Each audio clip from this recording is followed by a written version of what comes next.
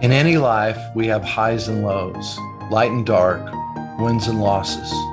What happens when we encounter that moment in time when what happens next could change everything? Join us as we step into another person's inspirational moment and see how we can connect their experience to ours. This is Greg Stevens, and you're listening to A Shot of Inspiration. Hello, everyone, and welcome to another Shot of Inspiration. I'm Greg Stevens. I'm your host, and I'm excited today. We have a guest who actually goes and works with people to become parents, to become better parents, and actually to deal with their kids and in a completely different way many times. And I got to meet Wanda a couple of times before getting prepared for this. And she's a wonderful person. I think you're going to love some of her stories. But this is Wanda Howard. And Wanda, introduce yourself and tell us what you do and how you got into doing what you're doing now. Yeah, thank you, Greg, for having me. So I'm Wanda Howard. I am a coach for parents. And the really funny thing about how that all goes about is there's a whole big long story, and I'm sure we'll go into more of that. But basically, I'm very, very passionate about helping parents know how to raise emotionally healthy and confident kids. Yeah. Right now, depression's on a rise. So many emotional and health problems are going on inside of our mental capacity. And how do we address that? How do we help our kids, not just right now in the parenting situations, but enable them with the gifts that they need, that they can succeed in every area of life? And so that's what we do inside my program. That's great. Well, thank you for the work you do. Now, do you specialize in any kind of age? If a parent has very young kids or teenagers, do you specialize, or is it just, does it go across the board? It's pretty much across the board. If you are seeing your kids like having any kind of emotional problems, or you yourself have dealt with depression or anxiety or different things, and you're worried you might be passing those on to your kids, those are the people I help. Okay, great. Now, let me ask you, why did you get in this type of work? What drew you to it? Great question. So there's two sides to this question. The one answer is, when I was 4 years old, I would dream about all the time, daydream and sleep, and it was what I dreamt about all the time, was being able to create a world where kids felt wanted, felt loved, and that parents knew how to do that. I always dreamt about that. So at 4 years old, you had that dream. Wow. Okay. That's awesome. And that never went away. And then when I became a mom myself, I had struggled my whole life with depression, anxiety, ADHD, and bipolar. And I didn't know what life was like without those things. I was very suicidal, and I just tried to survive every single day. And I didn't know how to change that. And when I became a mom, I was terrified because I didn't know how to not pass that down to my kids, even if they didn't genetically had it. And I had the genetic testing and so many different prescriptions and everything. I had done years of so many doctor visits, but I didn't know what I needed to do to help my kids have the tools that they needed to live differently. And by the time I had my first, I was so consumed with suicidal thoughts that I was just like, what's even the point? How do I at least give her something that she wants to live for, something, instead of just survive? And so that was really the very beginning of what started everything for me. Wow. And how old were you at that time? I was 20 years old when I had 20 years old. You had how old was your baby? Sorry, what? How old was your child at that time? She was barely born. Yeah. Just brand new. Okay. Yep. And what's the path you took when you started to look at getting those thoughts out of your head, moving forward? It sounds like you did old traditional medicine for a while. What pulled you out to create the happy life that you have now? Yeah, so lots of different things. So on the one end, I had all of these thoughts about, how do I be a good mom? How do I help my kids? On the other side, I had, how do we just survive from day to day? My husband was in school. We had all these different things going on. We were poor college kids. And on the other side, I had all my health issues and depression and everything. And so I felt like I was being pulled in many different directions. And at the time, I felt like each thing was happening in defiance of the other one. But now looking back, it really brought everything into alignment for me. So first off, with my health, I was going to therapy, I was taking medication, I was trying to find answers down that road. But the problem there was, even when I found a medication that worked, it only worked for a while and then it would stop. Most medications, though, it's a roller coaster of emotion. And anybody who's been through depression knows, like, you take something for a month while you live in hell as you try and try and try to just survive that month. And then after that month, maybe it works, maybe it gives you worse side effects where you hate things even more, or you hate people touching you, or you're set off super easy or whatever. And so then you stop it, you have to wean yourself off of it and start another one. Anyways, it's not fun. It's very emotionally strenuous. And so that was getting tiring to keep having to do that in of itself. And then on the other hand, being a mom, we looking back, I'm like, I don't know how we did it, but we decided to have another child. And so we ended up 2 years apart. We had 4 kids, each one. So one after the other. And that was becoming more and more of a, how do I do anything? I was at this point, like, just stuck in my bed. It was a good day if I could get out of my bed and make breakfast for the kids. And so I was just constantly trying to figure out, how do we live beyond this? What is beyond this? Is there anything? And basically, it came to the point where my therapist, we started to go through things from my past and try to figure out what to do. And I realized my oldest, at this point in the story, my oldest would have been about 2.5 years old. And she started to ask me some really tough questions of, like, how do I handle this? And she was like very, very mature for her age. She wanted to know, like, how do I handle these conversations? And what do I say to these people? And I was like, holy cow, she's asking things like how to handle hard conversations. And I would tell her what I thought, but then in the back of my head, I knew I wasn't doing the same. I knew I wasn't handling the same. And I realized, if I'm going to teach her how to do these things, I actually need to live up to it myself. I need to be doing it myself. And so that's when I started opening up to my husband more, opening up to my therapist more, opening up to a select few people that I trusted at the time, of like, this is really what happened as a kid. This is really what went on in my life. And I wasn't willing to do that before, because I love my family. I love where I come from. And I knew my parents did the very best that they could, but there was a lot of abuse, a lot of things. And from what I had learned of abuse at this point, in my head, logically, I knew that, okay, all the boxes are checked. What I went through was abuse. But in my heart, I was like, but that's impossible. Like, these are good people. They didn't mean to. It's fine. It's fine. It's fine. But I realized I would never treat any of my kids the way that I had been treated as a kid. And so as I started walking through, putting the pieces together in my life of how to show up for my kids the way that they needed that example, it started to bring to light things that I had never noticed before, the way my own brain works with depression. And it roller coastered cascading events into a place where I ended up, one, I had to have the hardest conversation of my life with some of my siblings and my parents. And why it was so hard is, as early as I can remember, I remember my biggest fear was being disowned. My biggest fear ever was not being wanted. And it's really interesting, because most people I know, that's not even something they think about.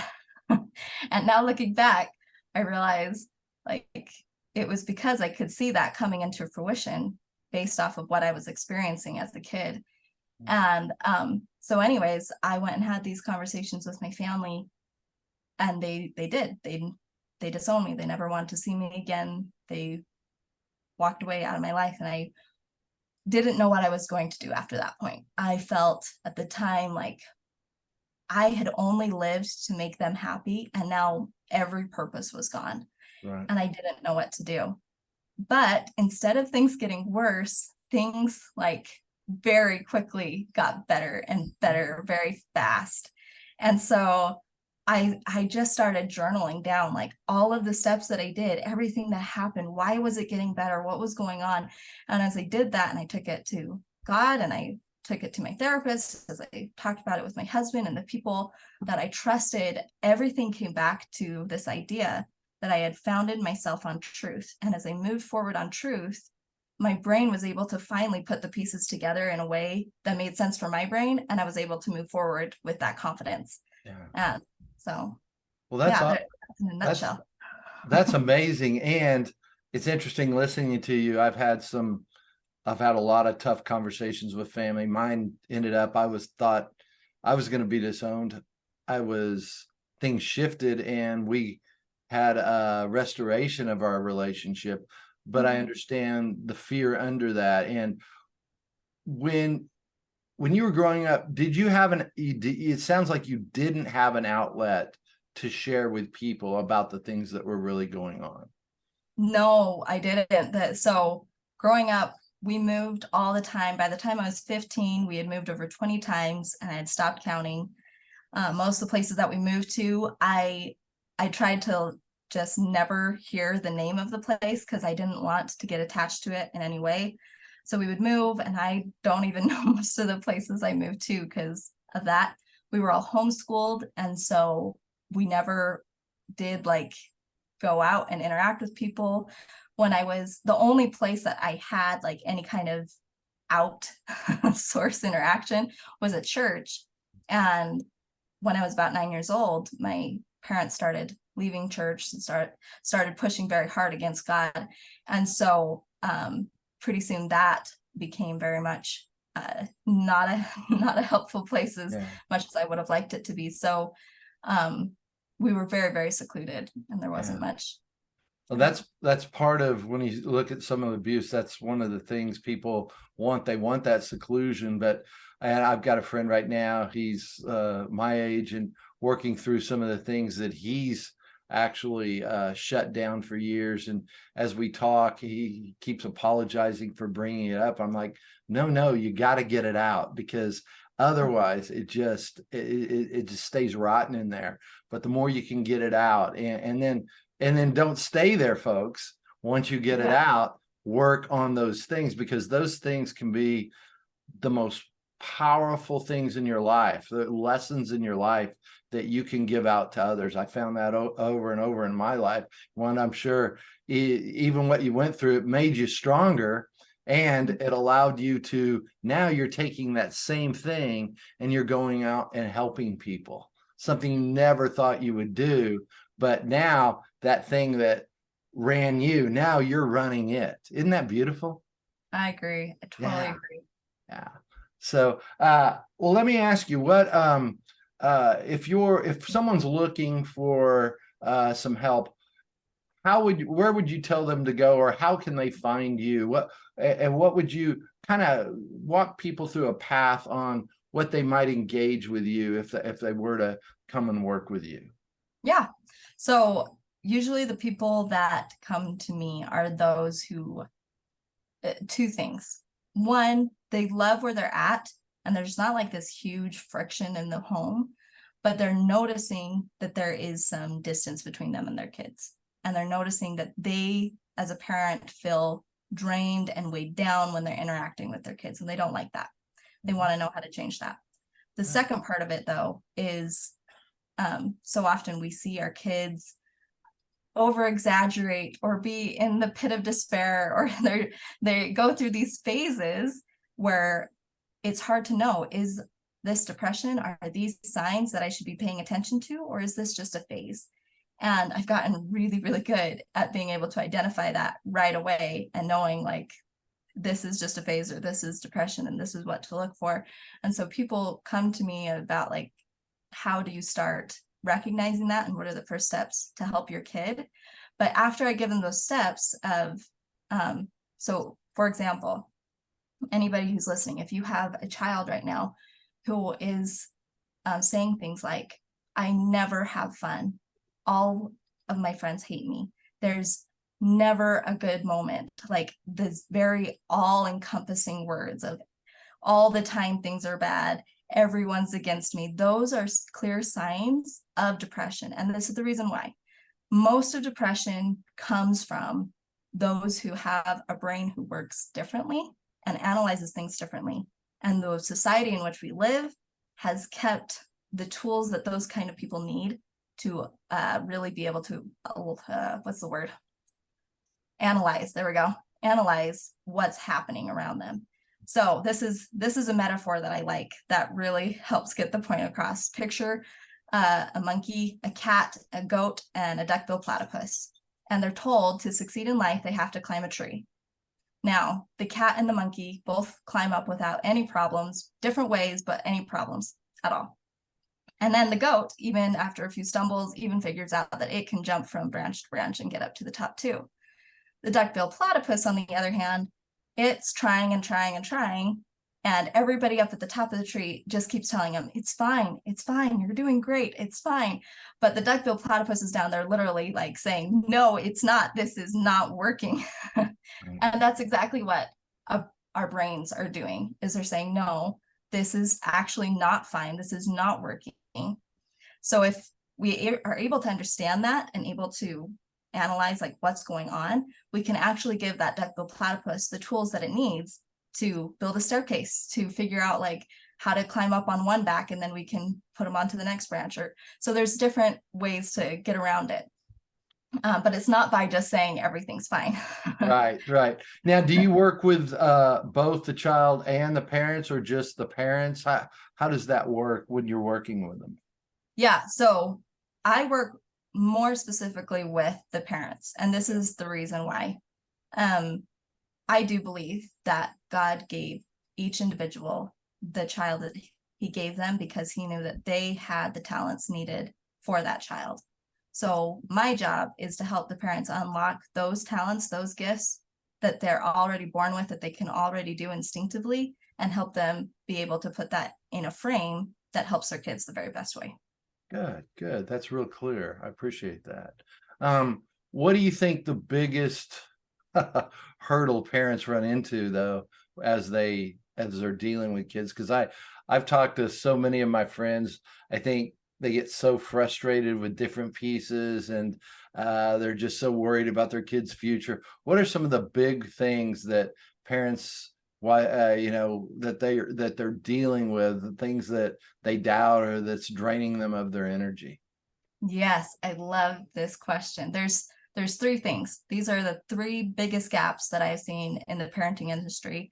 And how I found them was my own pains, trying it myself, doing everything the experts were saying, going through all the courses and the books. And at the end of the day, I knew what to do, but I felt more frustrated, more like, how do I handle it in the heat of the moment? How do I actually pull through all of these things that I've learned and do it? And these are the gaps. So number one is the parenting equation, is what I call it. So as I was reading books, as I was going through all these courses, there's two polarizing ideas that right now that everybody's focusing on. And that is, one is the kid needs to come first. You're the parent, you have done, like, you have lived your life already. You should have everything in place to be there for your kid. So if you have emotional needs, physical needs, mental needs, whatever they are, you can put them on hold for a moment to take care of your kid first. So that's one end of the spectrum. The other end is, no, you're the parent, you're the driving force of the family. You need to be able to put yourself first, because if you don't put yourself first, then your kids don't get what they want. But the problem with both of these is, if you put your kids first, then at the end of the day, you're going to end up with less. You're going to end up feeling more drained. And if you put yourself first, at the end of the day, you're going to feel more friction, more like frustration of like nothing went the way that you were hoping. And this is the problem with it. Anytime that you're focusing on what comes first, you're automatically building a subtraction problem. Like the only time in mathematics, when you use like something comes first matters, it's when you're building something, an equation that's going to end up with a lesser outcome. And that's the same thing. But with a fact family, with addition, 2 plus 3 is always going to equal something more. It's going to equal 5. And if you flip it, 3 plus 2 is also going to equal 5. And that's the thing that we need to realize inside of parenting is it's not about who comes first. It's about creating a collaboration where you're working together. Because when you do that, then things start to get fun. You can be creative and you can create something more than what you even started with. Yeah. So the very first thing that I tell people, like, how do you actually put that into application in your life? It's stop asking yourself, how do I teach my kids? There's so many stories that I can go into, and if that's helpful, but so many times we ask ourselves, like, how can I teach my kids to be more responsible? How do I teach my kids to not throw a tantrum? How do I teach? How do I teach? How do I teach? But the problem with this is it's asking you to do something that puts one of you first and one of you at the expense of. And there's more science to it, but all you need to understand, like right now, is this is going to build a subtraction problem where you're going to end up with less. So how you switch that internally is say, how do I treat my kids? How do I treat them in this situation? And then the next question that people usually come up with is, well, that sounds great, but how do I know if I'm treating them too soft, too aggressive, how do I know how to treat them? And that's the gap number 2. Principle number 2 that I always start teaching people is it's super simple to know if you're doing it right or wrong by how it makes you feel. And this is really fun too, because so often if we can tap into how it makes something make us feel, we can experience greater joy and greater enthusiasm, greater energy in our life in every area. So how you do this with your kids is start picturing any relationship that you're in, any friend, coworker, family member, like what are the relationships that you enjoy going back to? What are the ones that you want to confide in? How do you show up in those relationships? Start asking yourself, like, what do you feel like in those relationships? And it's always going to be those relationships where you feel like you're more of yourself, where you feel like you don't have to hold things back, you don't have to restrain yourselves, where you can be open and freely who you are.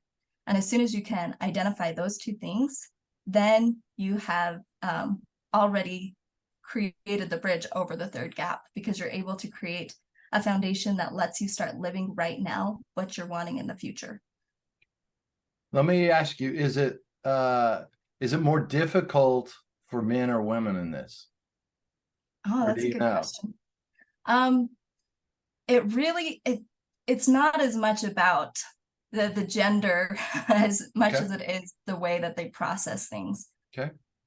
Yeah, I was just wondering, because I know that we were talking about how people feel. I know that men don't have as complex area about their feelings. It's just we all feel the same. But yeah, when I'm working with different people, some people only have 5 feelings, and I thought that was interesting. Others have 15 to 20 different feelings that they could actually zero in on, but some people just aren't as self-aware, and it might not have anything to do with gender, but I know that some people just don't know where they connect emotionally. And I was just wondering if you've seen any of that, or anything that would help someone who maybe isn't that self-aware around it. Yeah, and it's really cool, because with gender, so with the dad, typically the dad is working outside the home and the mom's more of the homemaker. But nowadays that isn't necessarily true. So because that is changing so much, and the different roles that people have, those roles are what's taking up their mental space. So it's whatever their biggest concerns are going to be centered on what their roles are. And so but as far as your question, if you're not as self-aware, It really doesn't, it doesn't matter yet, because what you can start doing right now is, these are two things that are super easy. You don't really have to understand them, and you can start doing them today. One is, if you have a kid that you're starting to notice they use all-encompassing words like "I'm never happy," "no one likes me," where it stretches from everything in the past to everything in the future, then stop focusing on their emotion. When they come to you and they're just sad and overwhelmed, don't focus on their emotion. Treat it as if that scenario, what they are describing to you, is 100% true for the moment. So if they come and say, "Nobody likes me," step into a place and ask yourself, okay, if that were me, if that was legit true, that nobody in the world liked me, what would I need right now? You would need a hug. You wouldn't need somebody to tell you you're wrong. So if you can do that first, then you can build that connection. Yeah. After you build the connection, understand that it's just your kid. It's not them falling down a rabbit hole that you need to fix. It's their brain trying to make sense and evaluate what's going on around them. So if then you can just ask them, is it true? Like, so my oldest one, she's 9 years old now, and she has signs of depression. Her brain works just like mine does. And because I've been able to get her these tools, though, she doesn't struggle with it. It doesn't pull her down in the depths of despair. And it's something that she actually talks about and loves. And it's really cool. But one of the things that comes up a lot is, when she has a problem, it's still those all-encompassing words. "No one likes me." Or her little sister, she'll be like, "Ebony's always mean to me." And so first I acknowledge, like, okay, if this were true, this is what she needs. Second, I ask her, is that true? Is Ebony always mean to you? She's like, well, no, that's not true. And then we start like going through, just picking out a few examples of why that's not true.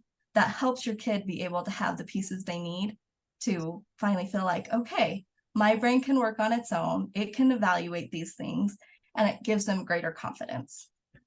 Well, and that's one of the things we talk about when kids or anyone gets in that fight or flight mode, when they're emotional like that, they're working from their amygdala. And people always ask, what do you do at that moment? I tell people, you ask questions. Ask questions flips the switch in the brain and allows you to go from that reactive brain to the reflective brain. And then we can actually start to have a real conversation, but you're flipping that switch. And what I love is, you're giving that hug, you're connecting, you're showing that empathy, you're relating, because that's one of the things that I think, in essence, that complaint is a cry for help. Yes. And that's what that is. Yeah. I love it. Well, Wanda, how can people find you? So you're listening now, you want to talk with Wanda more, how can they find you? Right now, the best place to find me is through Instagram. Right now, all of my funnels websites are being rebuilt, so I don't have that. You can look, maybe by the time this goes live, look up wandahoward.com, and maybe everything will be live by then. That would be awesome. But if it's not, just go to my Instagram, wandahoward.live on Instagram, and I have my links there in my bio, and you can find me that way.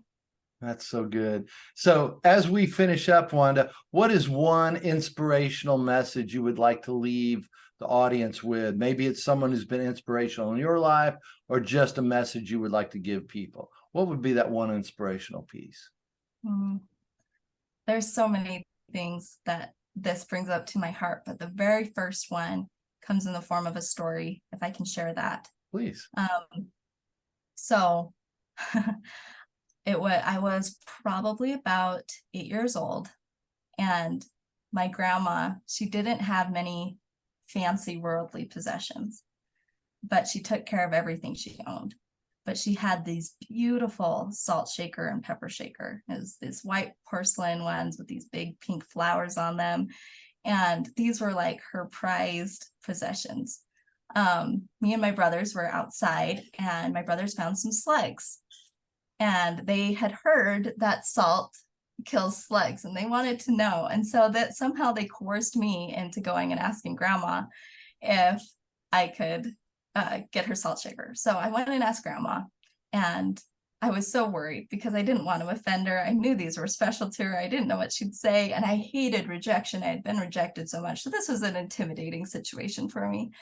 And she, without even missing a beat, jumps up, grabs her special salt shaker and says, "Of course, here you go," and hands me the salt shaker. So I, surprised and a little worried now that I have her special thing. And what if I break it? What if something happens? Well, we go outside and the slugs are on cement. So we're standing over cement. And for some reason, my brothers didn't want to be the ones to do it. So again, they coerced me into putting the salt on the slugs. And so I just remember very gently going, like, shaking the salt shaker, and a little bit of salt comes out and the salt shaker slips out of my hand and shatters on the cement. And I was terrified. I was heartbroken. I couldn't believe that I messed something up so bad. My grandma is the most incredible person I've ever met, and she's so kind. And I just felt like a worthless, terrible human being in that moment. And I was so scared and worried about telling her. And so my brothers like kept saying, "Oh, it'll be fine," as they're hiding behind the doorway looking to see what'll happen as I go tell my grandma. And I'll never forget what she did. She knelt down I had all the broken pieces in my hands, and she knelt down in front of me, looked in my eyes, and she said, "I'm just glad you got to try." And she took the pieces and she threw them away. And to me, that meant everything. Like, that is what we need to be remembering, is it's not about being perfect in this life or getting everything right. It's about the gift of being able to try. That's great. That's great.